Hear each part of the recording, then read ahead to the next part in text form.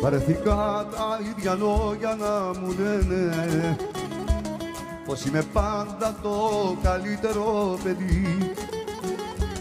Και όταν μένω μόνος μου αναρωτιέμαι αν είναι εύκολο να αλλάξεις μια ψυχή.